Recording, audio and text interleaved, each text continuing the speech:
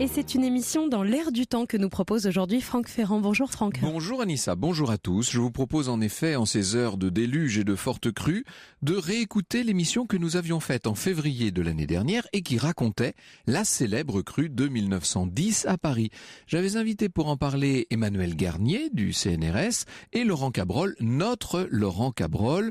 Je vous avoue qu'à l'époque, nous étions assez loin d'imaginer qu'un tel événement puisse avoir lieu en plein mois de juin. Et tout à l'heure, à la fin de l'émission, vous répondrez, Franck, à la question de Valérie qui souhaite connaître les origines du système de comptabilisation des points lors d'un match de tennis. Vous avouerez qu'entre la Seine et Roland-Garros, c'est l'actualité qui fait l'histoire cet après-midi.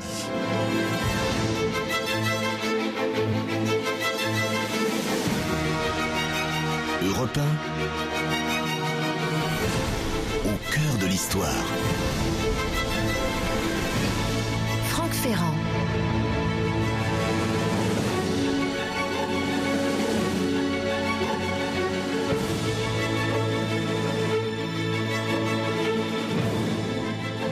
Il pleut sur la capitale en ce 20 janvier 1910. Il faut vous dire que cet hiver a été particulièrement pluvieux, l'hiver 1909-1910. La pluie est tombée presque sans discontinuer. Le niveau des rivières est très haut. Il devient même inquiétant. Il fait froid, bien entendu, ce qui fait que les sols sont gelés, déjà saturés d'eau. L'eau ne pénètre plus dedans, donc évidemment, il y a des ruissellements et des risques de crues très importants. Le zouave du pont de l'Alma a déjà les pieds dans l'eau. Il les a depuis plusieurs jours. C'est une statue de Georges Diebold qui représente un des soldats qui ont participé à la guerre de Crimée. Cette statue est fixée au pil du pont de l'Alma. Au départ, il y avait 4 zouaves d'ailleurs. Maintenant, il n'en reste plus qu'un. Et évidemment, il sert un peu de repère pour les Parisiens. Quand le zouave a les pieds dans l'eau, c'est un mauvais signe. On est à déjà 3,80 m de hauteur d'eau. Personne pour autant ne s'alarme vraiment à Paris.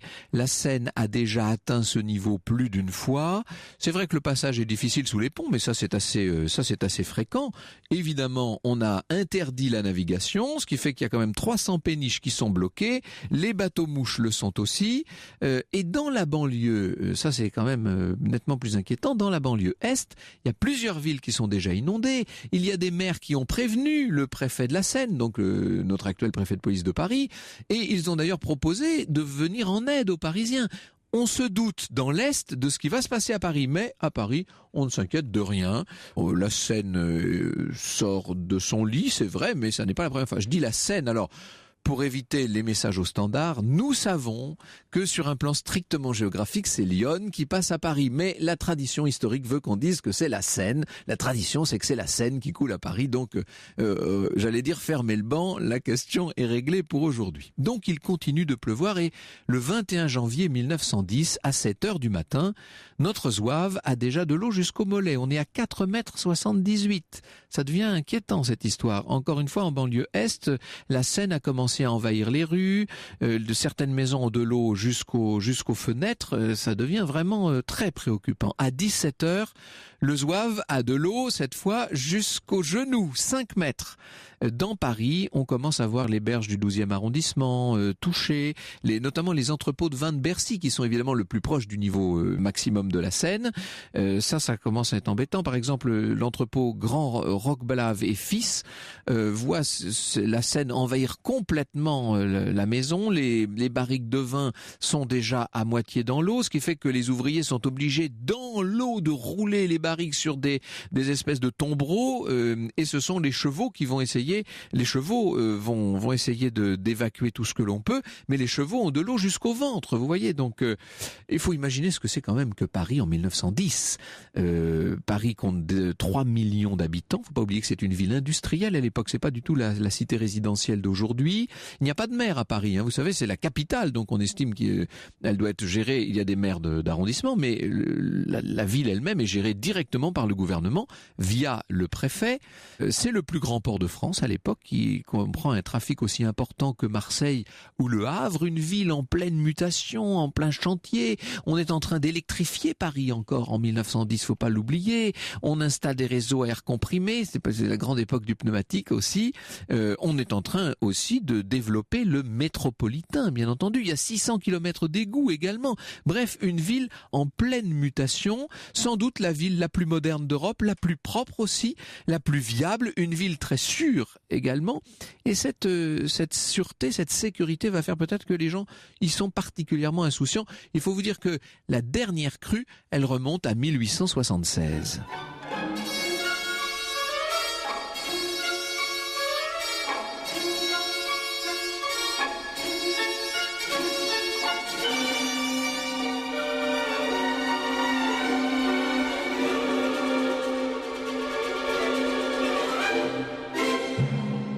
Le 22 janvier 1910, la pluie continue. Il faut imaginer, tout ce que je vous raconte là, c'est toujours sous une espèce de pluie qui n'est pas une pluie battante, mais qui est une pluie persistante. Le Zouave a de l'eau maintenant au-dessus du genou, on est à 5,93 m.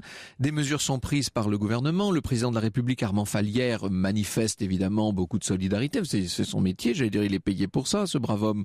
On envoie l'armée pour commencer à installer des planches de bois près des habitations qui sont le plus proches du fleuve. On mobilise tous les fonctionnaires de la voirie, les pompiers, les ingénieurs et goutiers qui se relaient jour et nuit pour commencer à installer des digues. On voit, alors ça y est, les photographes commencent à s'en donner à cœur joie. On voit des gens endimanchés qui ont de l'eau jusqu'aux chevilles, des dames qui sont obligées de retrousser leur grande robe. N'oubliez pas qu'on est encore en 1910, hein, évidemment. On déploie les fameux canots Berton, les barques si vous voulez, des embarcations pliables, les barques du bois de Boulogne sont réquisitionnées, même celles d'un parc d'attractions. Tout est bon, hein, évidemment, on va avoir besoin de plus grand nombre d'embarcations possibles.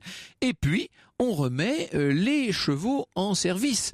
Et oui, puisque évidemment les automobiles elles n'aiment pas tellement l'eau, surtout les automobiles de l'époque, vous pouvez imaginer. On se déplace le plus possible en omnibus. L'électricité a des sautes, c'est-à-dire que il y a des moments où vraiment l'électricité disparaît pendant un petit moment, mais il n'y a pas d'interruption totale. Les pompes à vapeur vont très vite se révéler inefficaces, l'eau monte beaucoup trop en vérité.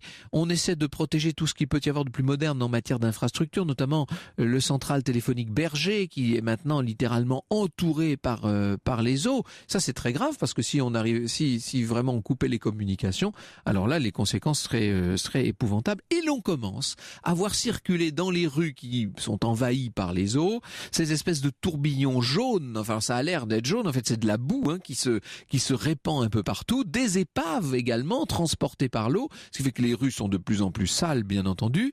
Et à 17h ce 22 janvier, le corps d'une femme de 40 ans est repêché quai de la Râpée. On dit qu'elle se serait jetée à la Seine du haut d'un pont. Bon, ça voudrait dire que ça n'aurait pas un rapport immédiat avec les événements en tant que tels. Tout de même, il y a maintenant des villages qui sont engloutis complètement en Seine-et-Marne et hors de Paris, on a déjà repêché 7 morts. Europe 1, au cœur de l'histoire. Franck Ferrand, 14h, 15h sur Europe 1. Et cet après-midi, avec vous, Franck Ferrand, nous revenons sur ce mois de janvier 1910 à Paris avec cette spectaculaire crue de la Seine. Nous sommes le 23 janvier maintenant, 23 janvier 1910. La Seine est à 6,25 m. Autant dire que le Zouave a de l'eau jusqu'en haut des cuisses maintenant. Les transports sont touchés, les tramways sont complètement arrêtés, le métro. Vous imaginez bien, n'en parlons même pas. Entre parenthèses, tout le chantier de la ligne nord-sud est sous les eaux, ce qui pose des problèmes énormes, bien entendu. Il n'y a pas de plaque aux égouts. Saint-Lazare, la Trinité sont touchés. En quelques heures, l'eau arrive jusqu'à la place de Rome. Vous imaginez quand même tout ça. On est très loin de la Seine. Là, on est vraiment très au nord de la Seine. Vous imaginez. Et l'on ferme les gares. Alors, on ferme la gare d'Austerlitz, évidemment, la plus proche du fleuve. Celle du champ de Mars, la gare d'Orsay, qui est devenue une espèce de piscine géante. On a des photographies d'ailleurs qui sont tout à fait incroyables. Un homme qui était sur le quai de Conti pour surveiller une pompe s'est retrouvé complètement coincé. Alors d'un seul coup, les journalistes affluent, etc. Il y a tout un travail. On met en place tout un système de palans pour essayer de l'extirper au moyen d'un tracteur. Donc ça fait évidemment les gros titre de la presse. Il est sauvé, cet homme. Et l'on s'organise, quand je dis on s'organise, les habitants d'abord. Il y a tout un problème de ravitaillement. On se met à faire des provisions importantes. Les habitants qui sont au rez-de-chaussée doivent sonner chez leurs voisins du premier, tout simplement, et venir s'installer. On s'organise, bien entendu. Il y a une solidarité qui se met en place, c'est évident. Avenue de Versailles, les habitants, dans l'après-midi, vont se mettre à chasser de gros rats qui sortent des caves. Parce qu'évidemment, les rats quittent le navire, si je puis dire. Comme toutes ces caves sont inondées, on voit les rats affluer en surface. C'est peut-être ce qui a le plus marqué, d'ailleurs, les habitants de Paris au moment de cette crue de 1910. C'est cette affluence des rats qui sont maintenant partout. Il faut s'habituer à voir les chaussures trempées, les vêtements mouillés en permanence. D'ailleurs, c'est intéressant de voir les photos de l'époque. On a un peu l'impression de voir Venise, si vous voulez. C'est le phénomène de l'Aqua Alta. Sauf que Venise est faite, si je puis dire, pour ça. Paris, pas du tout. Et pour les Parisiens, c'est un véritable traumatisme. Et l'eau monte. Le 24 janvier 1910, on est à 6,75 m. Le Zouave a de l'eau jusqu'aux hanches maintenant. Le télégraphe, le téléphone s'arrêtent de fonctionner. On se déplace comme on peut. On a réquisitionné les 75 000 chevaux qui étaient encore disponibles dans la région parisienne. Ça, c'est parce qu'on était en 1910. Entre parenthèses, on serait aujourd'hui, je sais pas comment on ferait, parce qu'il y a plus 75 000 chevaux à Paris, évidemment. Et puis alors, on installe des chaises, notamment on sort toutes les chaises des écoles que l'on met pour installer des praticables, parce qu'on n'a pas pu mettre des systèmes de planches partout. Alors évidemment qu'il y a des passages surélevés dans les principales avenues, sur les boulevards, etc. Mais dans les petites rues, on utilise tout ce qu'on trouve comme chaises, vous imaginez, et on passe comme ça. Les boulangers livrent le pain en barque. On va voir s'installer des barques taxis. C'est ça qui est incroyable dans les grandes villes, c'est l'adaptation des populations. En vérité, ça va très vite. Et l'on commence, alors ça c'est inouï, on a des sociétés qui vont commencer à organiser des promenades, des visites organisées des crues de la Seine. C'est quand même assez étonnant. Il y a une seule gare qui continue de fonctionner, c'est celle qui est le plus en hauteur, qui est sur une sorte de petite colline. Ça se voit bien d'ailleurs actuellement encore, on doit monter pour aller jusqu'à la gare de Lyon. C'est celle qui fonctionne. Et alors on voit, et on a des photos étonnantes de ça, les gens, notamment des dames à chapeau, des hommes d'affaires avec leurs mallettes, etc., qui font la file, qui font la queue en barque pour aborder jusqu'à la gare de Lyon, parce qu'évidemment il y a des embouteillages de bateaux maintenant, c'est assez étonnant. Et puis le soir, les 5800 horloges pneumatiques de la ville s'arrêtent. J'allais dire d'un seul coup, pas tout à fait d'un seul coup, ce qui fait qu'il y a des petits décalages d'horaire sur les aiguilles. Mais en tout cas, désormais et pour longtemps, les Parisiens vont vivre à 22h50, puisque toutes les horloges sont arrêtées. Je ne vous parle pas de la banlieue, là on parle toujours de Paris parce que ce sont les images les plus spectaculaires. Mais en banlieue, c'est catastrophique. On a déjà 15 000 sans-abri. Or, je me permets de vous rappeler qu'on est le 24 janvier, donc il fait particulièrement froid. L'Humanité titre, c'est un désastre social. Il y a maintenant 200 000 malheureux qui attendent un refuge dans Paris, avec tous les risques d'épidémie qu'on peut imaginer, bien entendu. Le préfet Lépine décide de déverser les ordures par-dessus les ponts, à Tolbiac, à Auteuil, etc. Les égouts, évidemment, depuis longtemps se déversent dans la Seine. À l'époque, ça choque personne. 1300 tonnes d'ordures qui, comme ça, vont être jetées dans la Seine et qui flottent. Vous imaginez comme c'est peu ragoûtant, bien entendu. Et l'on appelle à longueur de page, les journaux en appellent à la solidarité, à la générosité des donateurs. En quelques semaines, on va ainsi recueillir quelques 4 millions de francs, ce qui est une somme vraiment considérable. Je me permets de vous rappeler que le gouvernement avait débloqué 2 millions. Vous voyez que la générosité publique va obtenir 4 millions. Et le 27 janvier, le Zouave a de l'eau largement jusqu'à la poitrine, 8,22 m. Ça, alors vraiment, on n'avait jamais vu ça. Là, ça devient très affolant parce que, au bout d'un moment, bien entendu, les jours passant et les nuits, et l'eau continuant de monter inexorablement, certains finissent par se demander, c'est une réaction psychologique naturelle, si ça va s'arrêter un jour. On a l'impression que Paris est un peu comme un grand navire qui serait en train, tout simplement, de faire naufrage. Franck Ferrand vous fait revivre la crue de 1910 à Paris, la crue de la Seine. Vous pouvez bien sûr réagir à cette émission. Rendez-vous sur les réseaux sociaux, Twitter avec le hashtag ACDH, et la page Facebook Au cœur de l'histoire. Franck Ferrand revient dans un instant. L'histoire sur Europe 1. Franck Ferrand, 14h, 15h sur Europe 1. Et en lien avec l'actualité, cet après-midi, Franck Ferrand, vous nous faites revivre la crue de la Seine à Paris en 1910, en plein cœur de ce mois de janvier. Nous sommes maintenant le 28 janvier. 28 janvier, le Zouave a de l'eau aux épaules. 8,62 m, c'est complètement incroyable. 40 km de rues sont inondées. 12 arrondissements, vous imaginez, 12 arrondissements ont les pieds dans l'eau, plus de la moitié des arrondissements parisiens. Une eau qui en plus est de plus en plus polluée, il faut l'imaginer, très froide également. 20 000 immeubles sont touchés. Enfin pas tous, mais la plupart des monuments sont inondés. La cave du Petit Palais, n'en parlons pas. La Sainte-Chapelle, vous imaginez, la Sainte-Chapelle avec de l'eau presque dans toute la chapelle basse, l'école des Beaux-Arts, l'Institut, enfin tout est... On a même une rumeur qui commence à se répandre dans Paris, on dit que la Tour Eiffel est touchée. Ça a des conséquences. Les archives du palais de justice, par exemple, sont complètement inondées. Alors on essaie comme on peut de sortir les dossiers de l'eau boueuse, mais ça devient terrible. Et bien entendu, on voit se développer un certain nombre de discours, notamment la fameuse homélie de Monseigneur Ramette, qui est évêque de Paris, et qui va en profiter parce que n'oubliez pas qu'on est en 1910.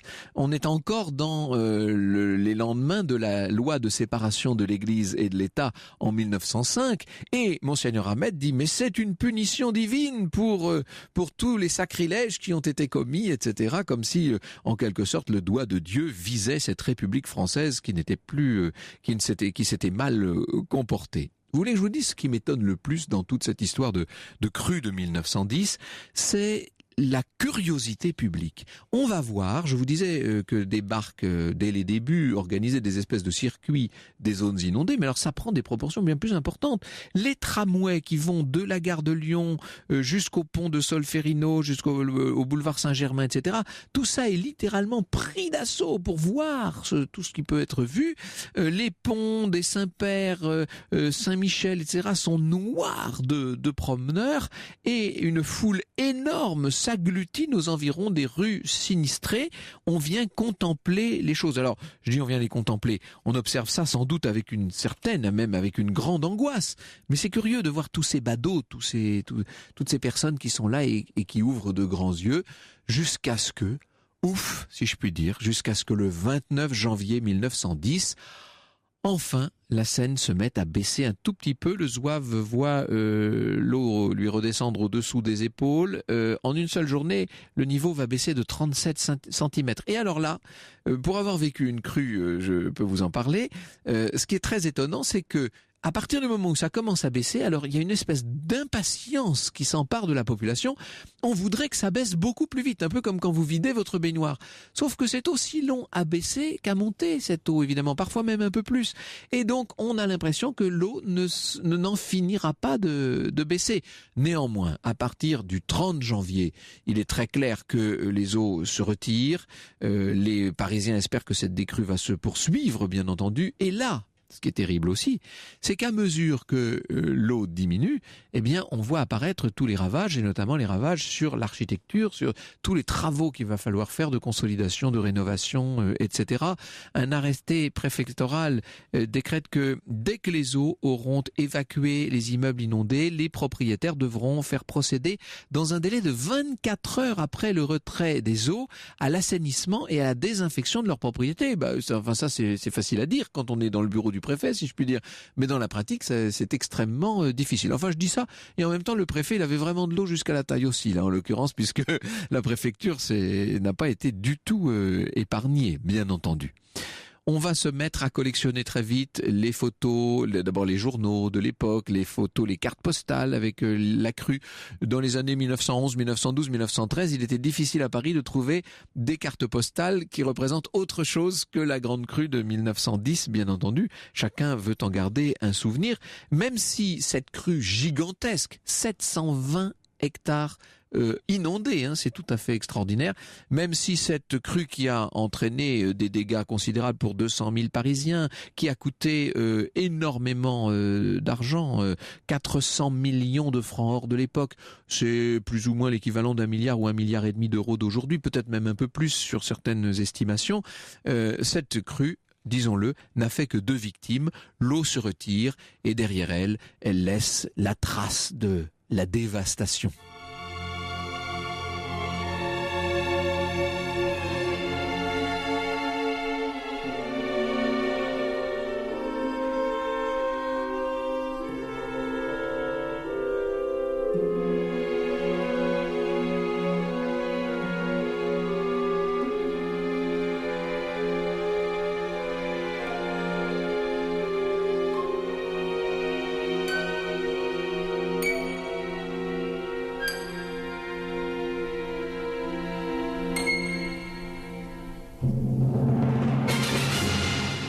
Emmanuel Garnier et Laurent Cabrol sont mes invités. Bonjour messieurs. Bonjour. Dans un instant, nous allons revenir sur cette crue de 1910 et puis sur un certain nombre d'autres grands accidents climatiques de l'histoire.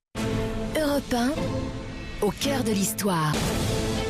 Franck Ferrand, 14h, 15h sur Europe 1. Quand le climat change le cours de l'histoire, vous en parliez déjà en février 2015, Franck Ferrand, avec vos invités Laurent Cabrol, notre journaliste météo à Europe 1, et Emmanuel Garnier, directeur de recherche au CNRS et à l'Université de La Rochelle, et auteur des Dérangements du temps, 500 ans de chaud et froid en Europe, paru chez Plomb. Alors, Emmanuel Garnier, vous avez participé à ce numéro des cahiers de Sciences et Vie qui s'appelle « Quand le climat écrit l'histoire ». C'est très intéressant parce que Sciences et Vie s'intéresse non seulement à différents accidents climatiques de l'histoire, mais aussi au rôle du climat sur l'histoire et puis, accessoirement, à l'histoire même de la climatologie. On va revenir sur tous ces aspects. Un mot peut-être avant cela de cette crue de 1910 qui, dans l'imaginaire collectif en France, reste peut-être comme un des plus grands cataclysmes que nous ayons connus. Oui, et quel démenti à la devise parisienne Paris n'a pas flotté en 1910. Elle a bien coulé pendant quelques jours, effectivement. Oui. C'est effectivement un événement de référence pour nous. C'est ce qu'on appelle un événement extrême, c'est-à-dire tout ce qui s'écarte de la moyenne. Ah oui, là, c'est et qui aujourd'hui constitue un petit peu le chiffon rouge des autorités préfectorales en particulier. Il existe des quantités de comités qui régulièrement se réunissent et tentent de réfléchir à la meilleure stratégie possible. Et comme vous l'avez parfaitement expliqué, à l'occasion quand même, Paris, les autorités, etc., nous ont livré un magnifique exemple d'adaptation et de gestion de crise. Oui, c'est ça. En quelques heures, on peut dire que certains étaient déjà, s'étaient fait à l'idée et on avait modifié les modes de vie, etc. L'adaptabilité humaine est tout à fait extraordinaire. Laurent Cabrol, il y a une auditrice qui, par tweet, nous demande s'il y avait déjà un service météo à l'époque et si oui, s'il était consulté sérieusement. Il y avait déjà un service météo, mais ce qu'il faut dire surtout, c'est que cette crue 1910, cette crue centenale est attendue. C'est-à-dire que ce n'est pas de l'histoire. Oui. C'est encore du présent. C'est-à-dire que, pour vous donner un exemple, le studio de TF1 qui est situé, la maison Bouygues est située en bord de Seine, ce studio de TF1 du 20h a été entièrement reconstitué à la plaine Saint-Denis dans un endroit plus élevé pour la future crue centenale. C'est-à-dire qu'aujourd'hui, il existe un studio parallèle de celui que l'on connaît tous les soirs pour éventuellement... C'est-à-dire qu'on se dit que ce qui a pu se passer en 1910 pourrait se reproduire. Bien sûr, c'est-à-dire qu'on ne dit pas si ça va se reproduire, on dit quand ça va se reproduire. Oui, c'est C'est-à-dire qu'à partir de 2010, on s'est dit, bon, ben voilà, la crue centenale. Alors, fort heureusement, nous avons eu quand même des progrès qui ont été effectués. On a installé le lac d'Uder, qui est en Champagne, et qui est un lac, le plus grand lac d'Europe, qui est un lac réservoir, qui permet de réguler la Seine. Mais malheureusement, si vous voulez, ça n'est pas seulement la pluie sur Paris qui donne la crue centenale. C'est Lyon, le Loing, le Grand Morin. C'est un automne extrêmement pluvieux. Ce sont des pluies qui sont très importantes pendant quelques jours. Donc, ça n'est pas quelque chose qui est dans l'imaginaire de l'histoire. Ah, mais comment, à partir de quand estime-t-on qu'il y a danger et qu'il faudrait prendre des mesures très urgentes pour la capitale elle-même? S'il y a saturation des sols et si les pluies commencent à devenir très importantes, parce qu'il n'est pas tombé énormément de quantité d'eau par rapport à ce que l'on a connu. Non, mais le sol était très saturé en fait. Mais il est tombé 120 litres d'eau au mètre carré pendant 4 jours. Ça n'est pas énorme en soi, mais les sols étaient tellement saturés. Et puis surtout, Lyon, le Loing et le Grand Morin étaient tellement déjà pratiquement en crue que nous avons réussi d'un seul coup à avoir en quelques jours une capitale totalement investie par l'eau. Est-ce qu'on peut dire, Emmanuel Garnier, que la météorologie était déjà très développée au début du XXe siècle, en 1910? Est-ce que l'on s'intéressait de près à ces questions climatiques? Oui, absolument. Elle était déjà relativement bien développée à l'échelle de l'Europe, pas seulement en France. En France, la prise de conscience date principalement du Second Empire, à l'occasion de la guerre de Crimée, parce qu'une tempête avait détruit une bonne partie de la flotte de débarquement, qui était censée donc débarquer ses troupes contre les Russes. On revient aux zouaves, on avait créé, voilà, on revient aux zouaves, absolument, oui, c'est vrai. Ces services météorologiques avaient été constitués à l'échelle des départements, pratiquement. Et dans le cas de 1910, le réseau d'alerte a parfaitement fonctionné. Simplement, les autorités à l'époque ont connu, un certain temps d'inertie avant de prendre des mesures de grande ampleur, notamment par l'intervention massive, il faut insister sur ce point, l'intervention massive de l'armée. Et oui, bien sûr. Puisque près de 50 000 hommes ont été lancés dans la bataille de la Seine courant janvier seulement sur la région parisienne. On imagine quand même l'effort militaire pour le pays, 50 000 hommes, c'est à peu près un quart des effectifs actuels de l'armée. On est en 1910 et qu'on est dans cette période de préparation d'une guerre que l'on sait imminente, et donc l'armée est là disponible avec un service militaire important. Absolument. Et l'autre progrès de la météo fut la guerre de 39-40, avec toutes les armées et toutes les flottes aériennes qui se sont multipliées durant cette guerre et qui ont permis à des météos comme celle de la météo allemande, anglaise, américaine et française et d'être parmi aujourd'hui encore les meilleurs, les plus performantes. Pourquoi ? Parce que pendant la guerre, elles ont fait des progrès considérables. Bien entendu.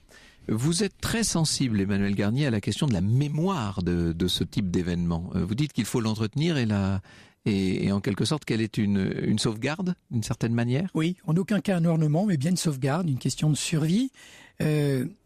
Maintenir cette mémoire et plus encore la transmettre, c'est se garantir contre un événement extrême du type 1910 dans la mesure où les populations sauront qu'elles peuvent être confrontées à ce type d'événement.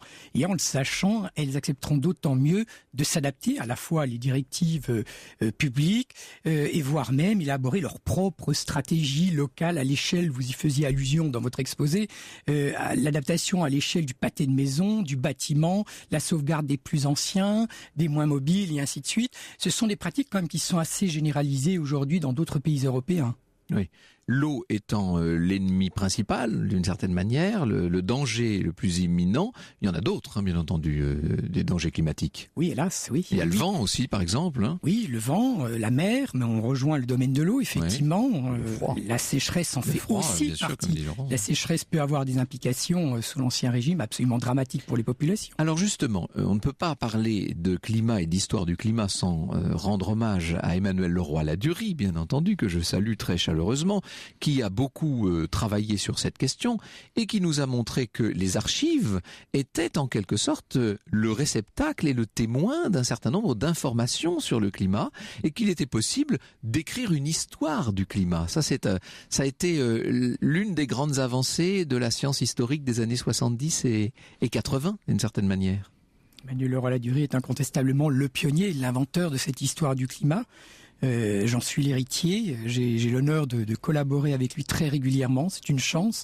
Effectivement, il a eu la perspicacité d'utiliser des sources. Nous ne disposons pas d'archives à proprement météorologiques avant le milieu du 19e siècle. Laurent Cabrol parlait de la construction progressive des services météorologiques. Auparavant, Emmanuel Leroy-Ladurie, puis moi, nos étudiants, avons pris l'habitude de puiser un petit peu cette information météorologique dans des séries d'archives qui n'ont absolument rien à voir avec le climat, telles que les archives religieuses, les archives administratives, etc. Les vendanges.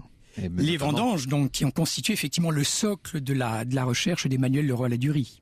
Alors, nous allons voir avec vous dans un instant qu'il y a eu dans le passé des périodes un peu plus chaudes, des périodes un peu plus froides, et que tout ça a eu des conséquences directes, immédiates sur l'histoire.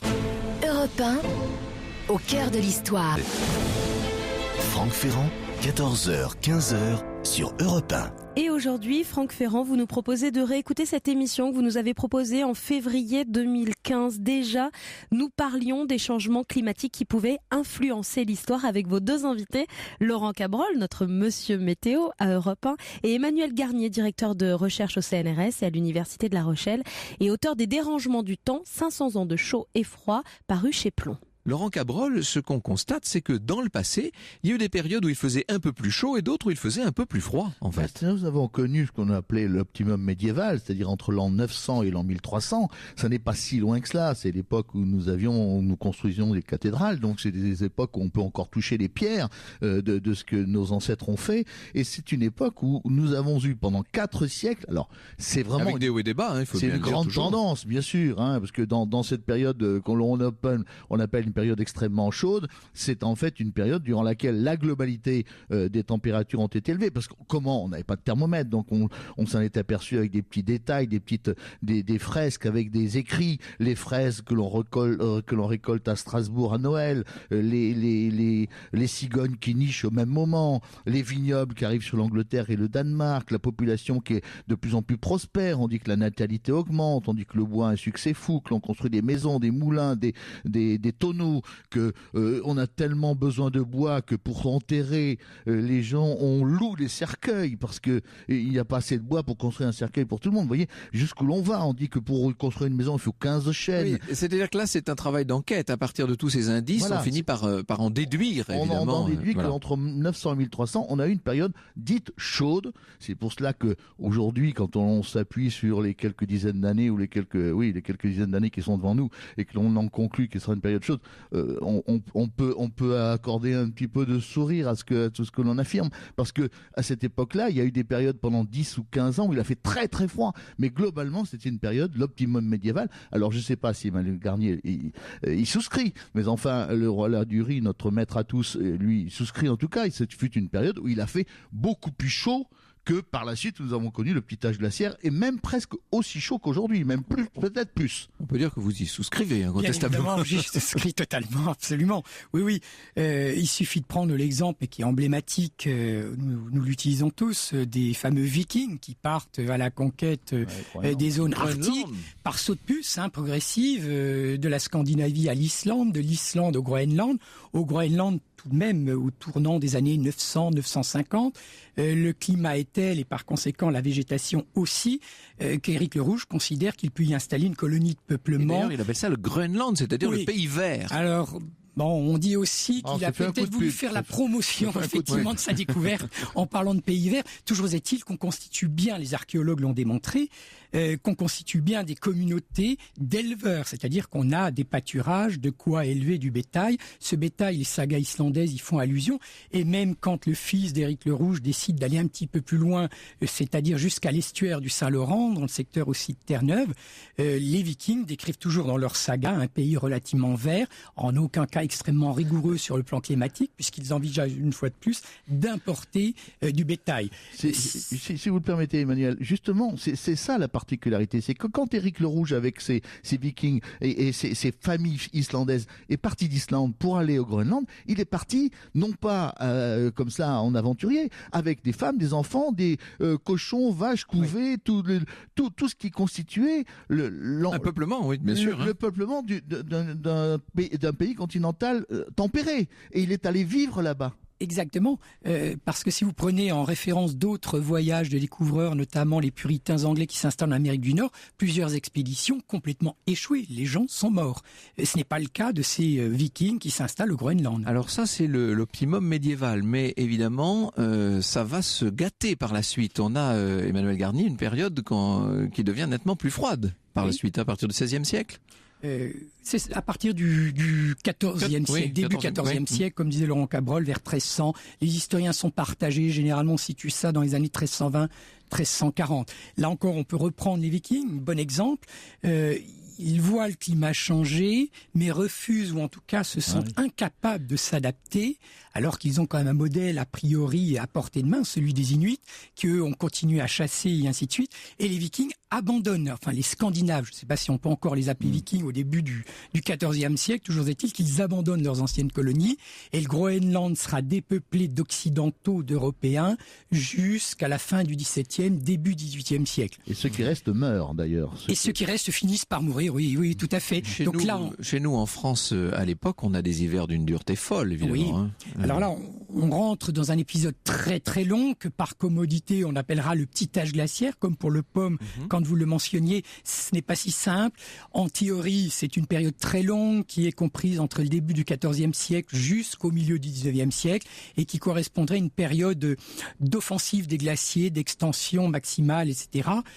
Quand on rentre dans les détails, tout comme pour le petit optimum médiéval, on constate des fluctuations très très importantes avec des rémissions en termes de température. Tout ça, ce sont des moyennes générales et ce sont des tendances, mais évidemment, quand on vit au jour le jour, c'est un peu comme aujourd'hui, tout le monde parle d'un réchauffement climatique et vous avez des moments où il fait très froid, tout le monde dit, dites donc, bon, mais il faut tenir compte des globalités, des moyennes. La variabilité également. C'est ça, bien entendu. Depuis quand est-ce qu'on mesure la température précisément, d'ailleurs, Laurent? La température depuis que le thermomètre existe. Oui, c'est ça. En fait, en 1654, c'est Ferdinand II de Médicis qui le premier a créé le thermomètre à alcool. Mais ensuite, alors là, dans son thermomètre, la glace fondait à 13 degrés. Vous voyez que c'était pas tout à fait au point. Mais en 1717, c'est le Fahrenheit, historiquement connu, un savant allemand qui, lui, change l'alcool par le mercure. Et en 1741, c'est le fameux Celsius, le nôtre, là, celui qui détermine nos températures. Celui auquel nous référons. Voilà, qui définit la congélation à 0 degré et l'ébullition à 100 degrés. C'est lui qui est notre maître à tous, 1741. Donc oui, c'est quand même assez loin, mais on était. La Révolution française a décidé ensuite le système métrique, c'est-à-dire qu'on a décidé de graduer entre 0 et 100. Mais c'est cette époque vraiment qui marque le début de la prise de température. Alors évidemment, on pourrait se poser la question des facteurs qui ont expliqué ces périodes plus chaudes ou plus froides, etc. Il me paraît plus intéressant dans le temps qui nous reste, là, dans le cadre de cette émission d'histoire, Emmanuel Garnier, de comprendre quels ont été les effets du climat sur l'histoire elle-même. L'exemple qu'on donne toujours, mais vous allez me dire si vous y souscrivez pour le coup, c'est celui des crises frumentaires, des crises de récolte des années 1787-1788 et qui ne serait pas pour rien dans l'avènement de la Révolution française. Oui. Tout à fait. Le phénomène a été observé et étudié de très très près depuis une trentaine d'années, notamment par Emmanuel Aura-Le-Durie, mais pas seulement. Il est clair que le facteur météorologique a joué un rôle. De là à parler de monocausalité, on est en 1788-89 par rapport à la Révolution française, ce serait ridicule. Tout comme affirmer que le passage du Rhin en 406 par les Vandales marque l'influence du climat sur la chute de l'Empire romain. Toujours est-il que les conditions météorologiques du moment, plus précisément de juillet 1788, ont eu pour conséquence une destruction vraiment massive des récoltes un petit peu partout dans les grands greniers à blé du royaume de France à l'époque, Normandie, Poitou-Charentes, Normandie, Île-de-France, etc. Et immédiatement sur les marchés du blé à Paris, on dispose de sources, notamment d'un journal intime d'un libraire parisien qui décrit et qui a la bonne idée, il refuse de faire acheter son pain par sa domestique. Et donc tous les jours que le bon Dieu fait, ce libraire qui s'appelle Hardy va acheter son pain lui-même et du coup consigne le prix de la miche de 4 livres si j'ai bon souvenir, et c'est un élément extrêmement précis qui permet de renforcer cette idée de l'impact direct de la météorologie. Si les hivers, dit-on aussi, si l'hiver 1812 ou l'hiver 1942 n'avaient pas été les mêmes, les expéditions russes de Napoléon d'abord puis d'Hitler n'auraient sûrement pas été les mêmes non plus. Enfin, c'est vrai que le climat joue un rôle. Moi j'aime souvent, je le fais presque tous les jours dans les récits d'au cœur de l'histoire, j'aime dire quel temps il faisait et quel était le climat, parce que ça fait partie de l'histoire en quelque sorte, Laurent. Si je puis me permettre, le 18 décembre 1788, nous sommes donc pas très loin de la Révolution. Oui. Il fait moins 37 à Mulhouse. Oh là là là là. Et il y a 86 jours de gelée continue à Paris. Donc avec des températures de moins 21. Donc vous voyez que nous sommes dans un monde où vraiment il n'y a aucun progrès possible, où on est là, et on sait que la récolte sera mauvaise, et non seulement la récolte sera mauvaise, mais qu'à cette époque-là, la récolte, c'est la semence de l'année suivante. Bien sûr. Parce qu'on n'a pas de semence. Donc si la récolte est mauvaise, ça veut dire qu'on n'aura pas à manger cette année et l'année prochaine. Eh oui, donc ça ne peut qu'entraîner des conséquences politiques, c'est évident, économiques et politiques. Et notamment au cours du printemps. Ce que je trouve passionnant dans ce numéro des cahiers de Sciences et Vie, là, quand le climat écrit l'histoire, c'est qu'on ne se contente pas de voir quelles sont les conséquences, j'allais dire à la petite semaine, des variations de climat ou des accidents climatiques sur l'histoire, mais on voit aussi quel a été le rôle du climat et des différentes zones climatiques sur le globe dans la construction de certaines civilisations. C'est Montesquieu qui est cité là, qui disait que le premier des empires est l'empire du climat. Alors on ne peut pas faire de déterminisme, mais il est certain que certaines civilisations doivent beaucoup au type de climat qui était le leur. On pense toujours évidemment à la civilisation égyptienne, par exemple. C'est vrai des Mésopotamiens aussi. Autre exemple. Emmanuel Garnier. Oui, elles doivent beaucoup. On peut aussi inverser la question. Elles ont aussi su s'adapter aux conditions climatiques. C'est-à-dire que la forme que prend la civilisation, c'est la forme d'une adaptation. En partie. Oui, en partie, bien entendu. En partie, c'est important, parce qu'il y a d'autres facteurs, notamment politiques, qui peuvent également intervenir. Autre grande question, c'est le rôle de l'homme lui-même. Ça, ce sont les derniers chapitres de ce magazine. Le rôle de l'homme lui-même sur le climat. On sait que là-dessus, vous avez des avis bien personnels, Laurent, sur le facteur, disons, anthropique. C'est-à-dire que je pars du principe que l'homme ne peut pas être le seul responsable du réchauffement climatique. Quand je dis je, c'est en tant que journaliste, après avoir écouté tous les avis, ceux des autres chercheurs qui sont autres que le GIEC par exemple, eh bien où on s'aperçoit que l'homme a certes sa patte et sa responsabilité, mais c'est une des responsabilités, parce que on peut pas occulter le soleil. Quand on a parlé tout à l'heure du petit âge glaciaire, il faut savoir qu'à cette époque-là, il n'y avait pas de tache sur le soleil. Donc il y a une influence forcée entre le rôle du soleil et le rôle du climat que nous avons. On ne peut pas imaginer que nous ayons un chauffage ou un thermostat aussi important que le soleil et ne pas en tenir compte. Il y a le rôle des nuages, il y a le rôle des aérosols, il y a le rôle des océans qui est un rôle considérable. C'est 2/3 de la planète dont on connaît peu de choses. Donc, si vous voulez, mon point de vue qui n'est pas le mien, mais qui est simplement de tempérer la folie actuelle qui consiste à dire que l'homme est responsable à 95% du réchauffement climatique, cette folie, à mon avis, doit être tempérée par l'avis de milliers de chercheurs qui pensent le contraire. Merci beaucoup. C'était donc Laurent Cabrol et Emmanuel Garnier l'année dernière à propos de cette crue qui aujourd'hui prend évidemment une résonance toute particulière. Je voulais citer le roman Austerlitz 1050 d'Anne-Laure Béatrix et François-Xavier Dillard qui se passe justement pendant cette crue parisienne de 1910. Et puis, pour les points du tennis que nous avons annoncés tout à l'heure, Anissa, bien, je prie nos auditeurs de nous excuser, mais nous en parlerons, si vous le voulez bien, une autre fois.